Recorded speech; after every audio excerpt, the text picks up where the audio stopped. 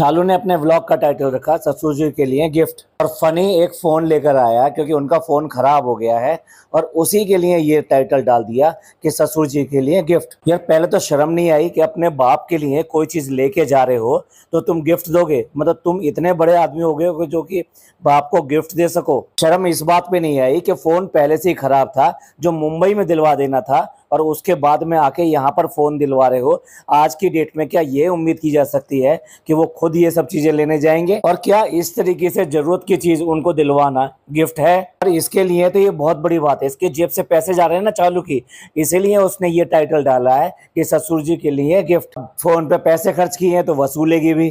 क्या बोल रहा था कि आईफोन इनके मतलब का नहीं है। तो आईफोन में क्या बेसिक काम नहीं होते? क्या फोन नहीं सुना जाता? क्या उस पर व्हाट्सएप नहीं चलता? क्या उस पर मैसेज नहीं आते? ये क्या है ना, तेरी औकात नहीं है और तेरी बेबी का दिल नहीं है। तेरी औकात तो यूं नहीं है कि आज की डेट में भी कुछ भी कमाने लायक नहीं है। कुछ भी अगर यहाँ आके खर्चा कर रहा है तो वो बीवी के पैसों से कर रहा है। बीवी के पैसों से कर रहा है तो उससे पूछना पड़ेगा और उसका यहाँ पर दिल कैसे होगा। फोन दिला के क्या एहसान कर रहा है? पहले तो पैसे वसूले वहां दुकान से, जिस शॉप से लिया है वही स्टाइल से कि चलो इसका एडवर्टाइजमेंट कर देते हैं, एक अच्छा खासा डिस्काउंट ले लेते हैं। उसके बाद में व्लॉग में पूरा एहसान दिखा दिया कि हाँ पापा को गिफ्ट दे दिया है। अगर कोई अपने पापा के लिए कोई ऐसी चीज लेकर आता है गिफ्ट के टाइप की या खास बात लेकर, खास चीज लेकर आता है घर के अंदर, तो उसके लिए वो तुरंत ही जाके सबसे पहले उनको देता है। ऐसा नहीं करता है कि जो ऊपर रूम में चले गए और उसके बाद में काम करने के बाद में कहता है कि चलो पापा को गिफ्ट देकर आते हैं, पापा के लिए फोन लेकर आए हैं। जैसे तेरे दांत गंदे हैं ना, वैसे तेरे विचार गंदे हैं। माँ बाप को भी इसने खुश करने वाली चीज समझ लिया कि उनको कुछ गिफ्ट दे दें, कुछ चीजें दे दें और उससे उनको खरीद लें। अब मौधा आया है तो भर भर के चीजें ले जा रहा, अचार ले जाएगा, दलिया ले जाएगा, और वो तो लगता है कि इसके यहाँ सब्जियां हुई नहीं है। जो इसका प्लॉट है वो पूरा उजड़ा सा पड़ा हुआ था, तो मौधा की सब्जियां भी लेके जाता। पर ये बता मुंबई से लेके क्या आया? अपने माँ बाप के लिए क्या चीज लेकर आया? शर्म नहीं आई? 6 महीने बाद में आए हो घर, घर आने के बाद में भी ये देखो वहां से आया है तो अपने माँ बाप के लिए आया है। क्या 2 दिन में वास्तव में ये अपने माँ और बाप के पास में कुछ बैठ के इसने कुछ घंटे बातें भी की होंगी? हवाई की तरह आया, हवाई की तरह उड़ गया। अरे भाई जब बूढ़े माँ बाप हो जाते हैं तो उन्हें गिफ्ट और इन सब चीजों से ज्यादा उन्हें सिर्फ बस रहने सहने के लिए चाहिए, खाने पीने के लिए चाहिए। उनकी जरूरतें खस इतनी होती हैं। उसके बाद में उन्हें जो चाहिए होता है वो चाहिए प्रेशियस टाइम। वो टाइम तुम अगर माँ बाप को दोगे तो उससे उनको खुशी मिलती है। हमारा बच्चा अच्छा है, हमारे पास है, हमने उसको देख लिया, हमने उसको प्यार कर लिया, हमने उसकी सारी बातें समझ ली, वो कैसे रह रहा है, क्या रह रहा है। इस व्लॉग में तो इसने इतनी बड़ी बड़ी बातें करी हैं माँ और बाप के लिए। चलिए सारी बातें करेंगे और उसके अलावा और भी इसका रिव्यू करेंगे, खास तौर से टाइटल का और इसकी इतनी ज़्यादा ट्रोलिंग जो हुई है इस वाला व्लॉग को बनाने के लिए, उस सब के बारे में। बने रहिए हमारे साथ। आज की चर्चा में आपका स्वागत है। जो लोग चैनल पर पहली बार आए तो प्लीज़ सब्सक्राइब कर लें और बेल आइकन भी दबा दें जिससे कि आने वाली वीडियो की इन्फॉर्मेशन आपको टाइम से मिल जाए। आप हमारे इंस्टा आईडी पे भी हिट कर सकते हैं, इंस्टा आईडी नीचे दी हुई है। डब्बा ने 2 और टाइटल जो डाले उसमें लिखा क्या सनी शिया है, और दूसरा टाइटल एक और रखा 10th मुहर्रम। पहली बात तो ये लिखने का क्या मतलब है कि क्या सनी शिया है? अगर सनी व्लॉग बना रहा है तो उसमें ये लिखने की क्या जरूरत है कि सनी शिया है? ऐसा सुना लिखा जाता है? ये लिखा जाता है क्या मैं शिया हूँ, मैंने दिया अपने पापा को गिफ्ट। टाइटल होते फनी की तरफ से, लेकिन ये दोनों टाइटल और ये पूरा का पूरा जो टाइटल डाला गया है ये किसकी तरफ से डाला गया है? डब्बा की तरफ से। व्लॉग बना कौन रहा है? फनी बना रहा है या डब्बा बना रही है? पूरा का पूरा व्लॉग उसने ऐसा दिखाने की कोशिश करी है कि उसी ने सारा शूट किया है, उसी ने पूरा कंप्लीट किया है और उसके बाद में अपलोड किया है। क्या सचमुच में ऐसा ही है कि ये इसी ने अपलोड किया है? नहीं, ये बिल्कुल भी इसने अपलोड नहीं किया। इसने लास्ट सीन जो दिखाया है वो ट्रेन का दिखाया है कि हम मुंबई पहुंच गए हैं। हेडन की भी बहुत याद आ रही है, उसको भी देखना है। अरे याद आ रही है? अभी तो 1 महीने का ही बच्चा हुआ है तभी तुम्हें इतनी याद आ रही है? और तुम्हारा जो इतना बड़ा 35 साल के तुम हो गए हो, तुम्हारे माँ बाप तुम्हारा क्या रास्ता देखते होंगे? क्या उन्हें कोई याद नहीं आती होगी? 1 महीने में तुम्हें अपने बच्चे से इतना प्यार हो गया, शर्म नहीं आती? एक बार भी इस बात का ख्याल आया कि मेरे माँ बाप का क्या हाल होता होगा जब मैं इस तरह से चला जाता हूँ? 6 महीने बाद, 1-2 दिन नहीं, पूरे 6 महीने बाद वापस आया है और वो भी सिर्फ 2 दिन के लिए वापस आया है, क्योंकि जेल से जो उसे पैरोल मिला है वो सिर्फ 2 दिन का मिला है। और अगर ज्यादा दिन लगाएगा तो जेलर जो मारेगा नहीं। ये कह रहे हैं कि हमें प्यार है, प्यार के मतलब ही पता है। तुम्हारा प्यार का मतलब होता है सिर्फ और सिर्फ लालच। जो लालच तुम्हें यहाँ लेकर आया, जो लालच तुम्हें यहाँ पर रोके रखे हुए है, साफ साफ बोलो कि मैं हूँ लालची। जैसे कभी बोला था कि हाँ मैं गुटखा किंग हूँ, हाँ मैं गुटखा खाता हूँ, जब सच बोल दिया तब बोल दिया, तो अब भी सच बोल दे, मैं हूँ जोरू का गुलाम, मैं हूँ लालची। अपनी बातों में वापस आते हैं। इसने व्लॉग वहीं पे खत्म किया, जबकि इससे पीछे पहले देखिए, जब भी अगर अकेला भी गया है, एक बार और गया था तो उसने घर तक का व्लॉग बनाया था, यहाँ की डब्बा का भी व्लॉग बनाया था। आई मीन जैसे घर में घुसे, डब्बा ने दरवाजा खोला, सॉरी डब्बा ने दरवाजा नहीं खोला था, वो तो गुस्से के मारे अंदर छुपी हुई। अगर ये व्लॉग इसने वहीं पे खत्म किया और तो क्या इसने रास्ते में ही अपलोड कर दिया इसे? नहीं, ये घर पे आया है, डब्बा ने पूरा पूरा एडिट किया है व्लॉग को और उसके बाद में इसको अपलोड किया है। जरूरत पड़ने पे वॉइस ओवर भी इसी से कराया है और ये टाइटल भी डब्बा ने डाले हैं। ये टाइटल का भी डब्बा का स्टाइल है, ये दिमाग उसी का चलता है। अब आते हैं इसके शिया वाले टाइटल पर। पहली बात ये है, जिस तरह से ये मुहर्रम वहां पे दिखाते हैं उस सब से लोगों को बहुत शक होता है, क्या ये शिया है? ये बात इसको इतनी बुरी लगी कि इसने आके, आप देखो आंखें छोटी कर कर और किस तरह से मुंह बनाकर, इसका चेहरा देखने लायक है। यानी इसके अंदर कितना गुस्सा उबाल उबाल के आ रहा है। ये तो बहुत संभल के बोल रहा है। आप इससे अंदाजा लगा लीजिए ये लोग वास्तविक जिंदगी में कैसे हैं। और अगर कोई अप्रिय बात हो जाए, कोई ऐसी घटना हो जाए जो इनको ठीक नहीं लगी या इनके साथ ठीक नहीं हुई है, तो ये कैसे रिएक्ट करते होंगे। ये इसका बहुत बड़ा एग्जाम्पल है। ये कितने ड्रामेबाज हैं, कितने हिपोक्रेट हैं, ये इस बात से साफ पता लगता है। पहले तो भाई ये समझ ले कि तुम हो मुस्लिम, मुस्लिम हो या नहीं, पहले वो एग्री करो। शिया और सुन्नी उसके बाद में हैं। लोगों ने अगर तुमको शिया कहा तो वो इसलिए कहा कि जिस तरीके से तुम करते हो वो उसकी वजह से उनका शक जाता है। तो जो तुमने किया है उसके बारे में बात करो, ना कि इसके शिया कौन है और सुन्नी कौन है। एक और नई चीज खड़ी कर दो, पहले ही शिया सुन्नी बंटने से मुसलमान कमजोर हुआ है, इसलिए बिना इसके ऊपर बात करे हुए कि कौन शिया कौन सुन्नी।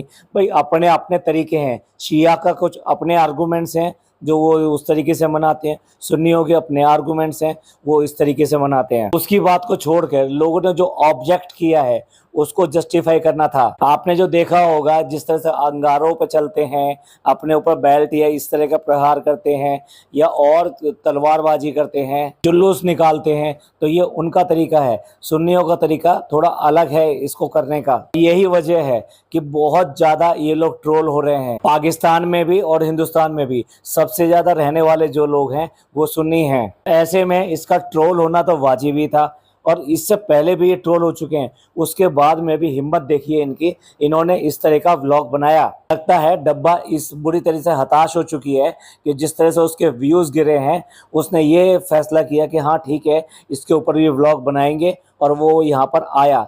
उसके आने का रीज़न ये नहीं था कि वो मेन ब्लॉग बनाए, यहाँ पर मेन चीज़ ये थी इन्होंने जो मन्नत मांगी थी उसको इन्हें पूरा करना था। तो इसने फैसला किया कि चलो एक व्लॉग ये भी बन जाएगा, इसलिए जो ना तुम शूटिंग करो और डालो खुद ही। देखिए इस तरह से जुलूस निकालना और ये सब चीज़ें करना, इसको शिर्क बोला जाता है, इसको अच्छा नहीं माना जाता। देखिए वहाँ पर इसने एक लंगर किया, लंगर नाम दिया जिसको खाना बनाया, खाना बनाने के बाद में उसकी पैकिंग करी कि इनको हमें बांटना है। एक चीज़ तो अच्छी करी, मैं तारीफ करूंगा इस बात की। लोग बाग कहते हैं ना आपको सिर्फ बुराई बुराई दिखाई देती है, अगर कोई अच्छी चीज़ होती है तो हम वो भी बोलते हैं। पिछली बार इन्होंने वो काली वाली जो पिन्नियाँ होती हैं जो सबसे थर्ड क्लास प्लास्टिक से बनाई जाती हैं, उसी में खाने का फूड यानी कि खाने के लिए वो होती भी नहीं है, उसमें ही पैक कर करके ये सारे सामान दिए थे। इस बार कम से कम एल्युमिनियम फॉइल से बनी हुई पिन्नी थी जिसमें कि वो खाने के लिए रखा जा सकता है, एटलीस्ट वो फूड ग्रेड की तो है। एनीवे इन्होंने उन पिन्नियों में डाला खाना और उसके बाद में बांटा। बांटना होता है, ऐसे फेंकना नहीं होता है। जैसे इन्होंने वो ठीक है खाने की थैलियों को फेंक फेंक के दिया, पानी की थैलियों को फेंक फेंक कर दिया। ये भिखारी हैं क्या जिनको तुम इस तरह से फेंक फेंक कर दे रहे हो? अरे बड़े तमीज से दिया जाता है ये सब खाना और ये सब चीज़ें क्यों बांटी जाती हैं। जो भाई शायद नहीं जानते हो उनके लिए बता दूं कि करबला में ये एक युद्ध चला था जो बेसिकली 1 तारीख से शुरू होकर 10 तारीख पे जाके ख़त्म हुआ था, यानी मुहर्रम के दिन जाके ख़त्म हुआ था। और उस दिन इमाम हसैन और हुसैन ये शहीद हुए थे। लेकिन उससे पहले जो 10 दिन गए थे, इस 10 दिन में उन्होंने कितनी बुरी हालत सही थी, और उनके साथ में औरतें भी थीं और बच्चे भी थे।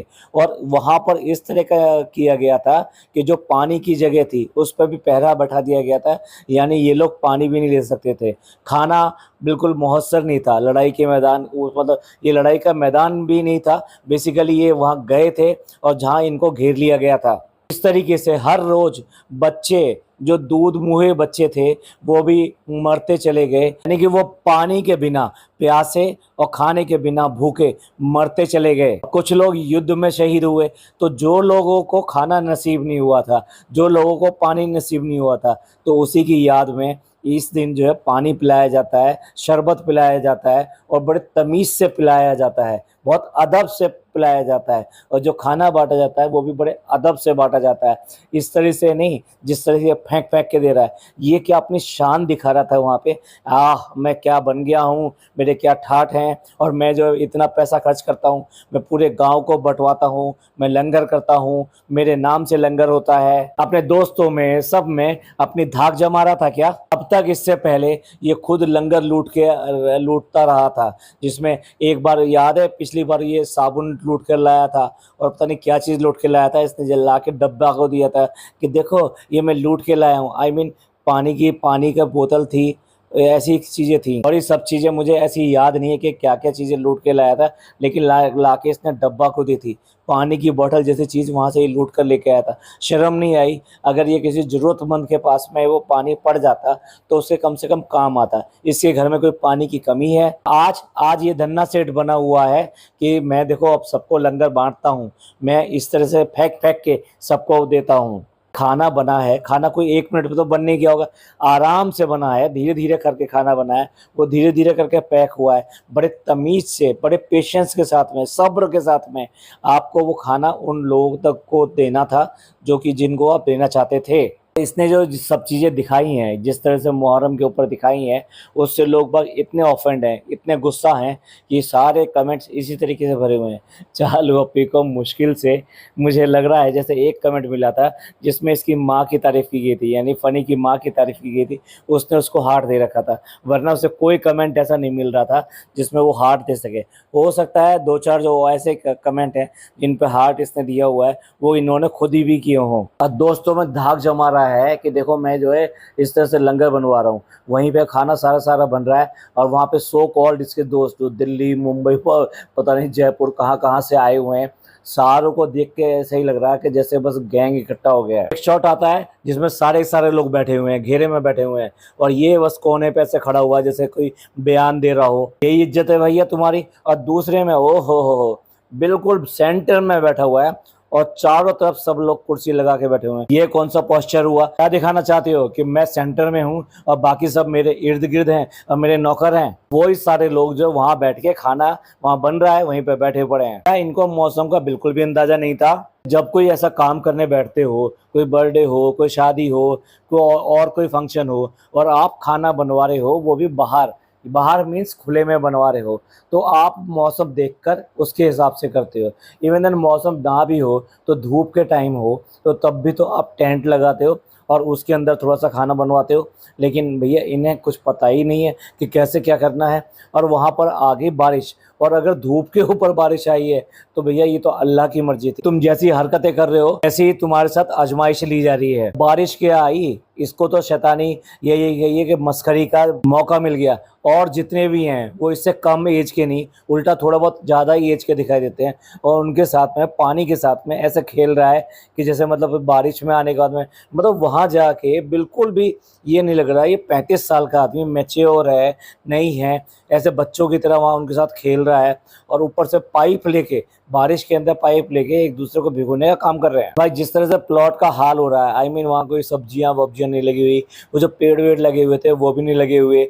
ये सब देखने के बाद में चालू अप्पी मामू का क्या हाल करेगी, उनको तनख्वाह भी देगी या नहीं देगी। अब भाई इसको ब्लॉगिंग की पूरी छूट थी, तो ये गांव भी घुमा रहा था कि देखो ये गेट बन गया है, ये रास्ता बन गया है, ये स्टेशन है, ये गाय भैंसे हैं तो बोल देता ना, जैसे तेरी बीवी कह रही थी कि भैंस भी जो नहा कर आई हैं टेंट लगा कर आई हैं। मौधा घुमाने में क्या ये भी इंक्लूडेड था कि नमाज पढ़ने जाएंगे तो नमाज भी दिखाएंगे। ये फनी का ब्लॉगिंग स्टाइल है। जब भी नमाज पढ़ने जाएगा कैमरा अंदर लेके जाएगा और कैमरा अंदर लेके जाने के बाद में वहाँ नमाज पढ़ते हुए भी दिखाएगा, कैमरा नीचे रख लेगा। कि हाफिज जी साफ मना करते हैं कैमरे को मोबाइल को हाथ लगाने के लिए जब नमाज चल रही होती है। अगर तुम नमाज पढ़ने आए हो तो तुम्हारा सारा कंसंट्रेशन नमाज में होना चाहिए। ऐसे टाइम पे तो जो रिंगटोन वगैरह होती हैं वो भी बंद कर देते हैं। हम तो ऐसे ही करते हैं। इसने अपने ही व्लॉग पे दिखाया था कि घर का भी रिनोवेशन चल रहा है और रिनोवेशन के लिए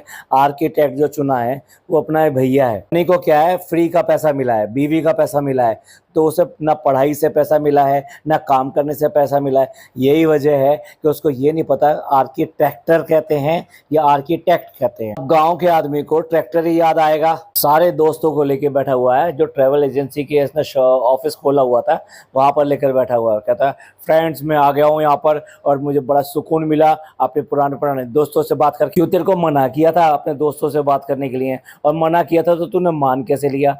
वे एक तरफ तो दोस्ती के ऊपर अपनी स्टोरी तक लगाते हो। मैंने तो पता नहीं कितनी बार लगाई है दोस्तों के ऊपर स्टोरी कि दोस्त ऐसे होते हैं, दोस्त वैसे होते हैं। बीवी के चक्कर में, उसकी गुलामी में अपने दोस्तों को भी भूल गया। सुकून लेना तो रोज ले लेना। जिसको जो सुकून मिलता है उसको वो काम करना चाहिए, तो तेरे को भी वही काम करना चाहिए जिसमें तेरे को सुकून मिलता है। ये सारा रिनोवेशन ये करा रहा है वो इसलिए करा रहा है कि अब आएगी डब्बा यहाँ पे, और किसको लेके आएगी, बेटे को लेके आएगी। ऐसे जैसे जीत लिया हो किला और बच्चे को वो लेकर आ रही है तलवार लहराती हुई। अब उसे वैलिडेशन मिल गया है, तो उसके आने से पहले ये घर का सारा रिनोवेशन कराना है। भाई देखना ही चाहिए वो भी कितनी ऐंठ और टेंट में आएगी यहाँ पर, और साथ में ये भी आएगा, और उसके बाद में इसका व्यवहार क्या होगा। क्योंकि अभी तक जो था शादी हुई थी और बच्चा नहीं था, तो ये सबसे बड़ी एक कमी महसूस की जा रही थी कि बच्चा नहीं है, और इन्होंने बहुत इसको इशू बना रखा था। और यहाँ तक की र्यूमर जो आती थी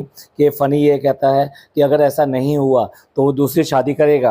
अब जब उसके हाथ में सारे लड्डू आ गए हैं तो अब देखने वाली बात यह कि अब उसका व्यवहार कैसे होगा।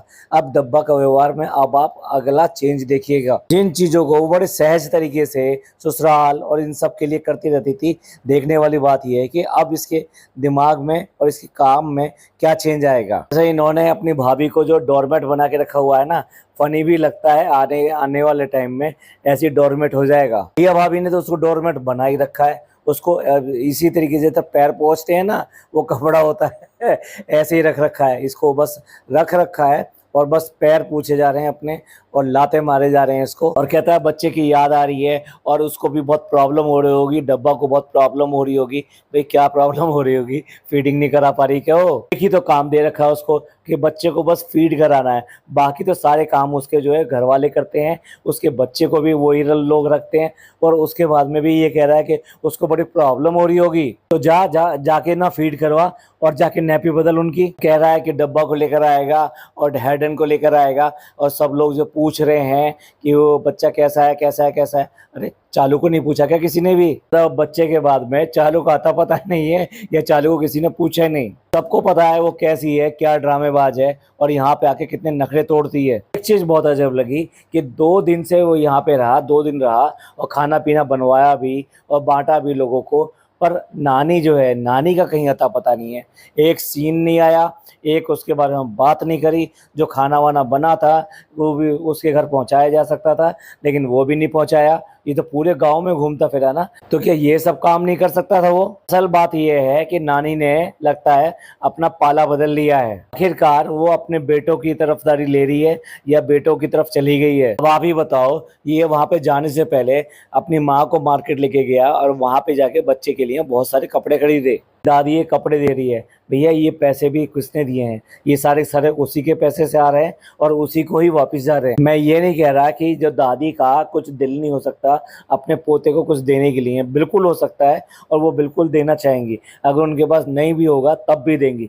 मैं उसके माँ के बारे में कोई ऐसी बात ना कहना चाहता हूँ ना कह रहा हूँ। मैं सिर्फ और सिर्फ फनी की बात कर रहा हूँ, और जिसमें इतनी कुव्वत नहीं है कि अपनी कमाई से लाए हुए पैसे से अपनी माँ को दे और ये कहे माँ जो तेरे को लेना है वो ले ले। अच्छा, जब ये इसके पापा वहाँ से मुंबई से आए थे तब भी, और यहाँ पे ये 2 दिन रहा तब भी, वो लगता है बिल्कुल उनका मूड ऑफ है और उनको बिल्कुल पसंद नहीं आया इसका भाग भाग के 2 दिन के लिए ही आना। डेफिनेटली माँ और बाप दोनों को ये बात अच्छी नहीं लगी होगी कि वो सिर्फ और सिर्फ 2 दिन के लिए आया है, लेकिन माँ तो माँ है, वो क्या कर सकती है। उसने जल्दी से ही सारी चीज़ों को मैनेज किया और जो जो चीज़ इसे देनी थी उन सबको मैनेज किया। चलिए एंड करते हैं यहाँ पे। आप सबका इस सब के बारे में क्या सोचना है? जिस तरीके से इसने मुहर्रम मनाया एक किंग साइज बन के, ओह मैं राजा हूँ, मेरे पास पता नहीं क्या क्या है, कोठी है, बंगला है और अब बच्चा भी है मेरे पास, जिस तरह का ड्रामा है इसने मोधा के व्लॉग के अंदर पूरा इधर से उधर घूम घूम के मोधा को दिखा दिखा के जो बताया, जो हमने अभी अभी बातें आपसे डिस्कस करी। जिस तरह से पापा को दिए गए मोबाइल को भी इसने गिफ्ट का नाम दे दिया, बिल्कुल भी शर्म नहीं आई। इन सब के बारे में आपका क्या कहना है? प्लीज़ कमेंट करके ज़रूर बताइएगा। आपके कमेंट्स का हमें इंतज़ार रहेगा। ये पॉडकास्ट आपको अच्छा लगा हो तो प्लीज़ लाइक कीजिए, सब्सक्राइब कीजिए और शेयर कीजिए। थैंक यू, धन्यवाद, शुक्रिया।